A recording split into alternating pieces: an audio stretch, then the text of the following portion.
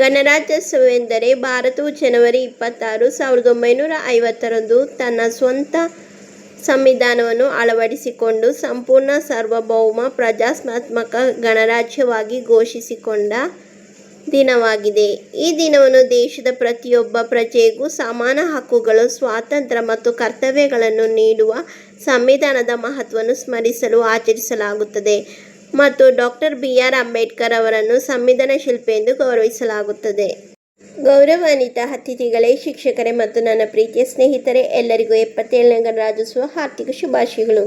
ಪ್ರತಿ ವರ್ಷ ಜನವರಿ 26ರಂದು ನಾವು ಗಣರಾಜ್ಯೋತ್ಸವವನ್ನು ಅತ್ಯಂತ ಸಡಗರದಿಂದ ಆಚರಿಸುತ್ತೇವೆ. 1950ರ ಜನವರಿ 26ರಂದು ನಮ್ಮ ದೇಶದ ಸಂವಿಧಾನವು ಜಾರಿಗೆ ಬಂದಿತು. ಅಂದಿನಿಂದ ಭಾರತವು ಸಾರ್ವಭೌಮ ಪ್ರಜಾಸತ್ತಾತ್ಮಕ ಗಣರಾಜ್ಯವಾಗಿ ಹೊರಹೊಮ್ಮಿತು. ಡಾ. ಬಿ. ಆರ್. ಅಂಬೇಡ್ಕರ್ ಅವರು ನಮ್ಮ ಸಂವಿಧಾನ ಶಿಲ್ಪಿ ಎಂದು ಕರೆಯಲ್ಪಡುತ್ತಾರೆ. ನಮ್ಮ ಸಂವಿಧಾನವು ನಮಗೆ ಸಮಾನತೆ, ಸ್ವಾತಂತ್ರ್ಯ ಮತ್ತು ನ್ಯಾಯದ ಹಕ್ಕುಗಳನ್ನು ನೀಡಿದೆ.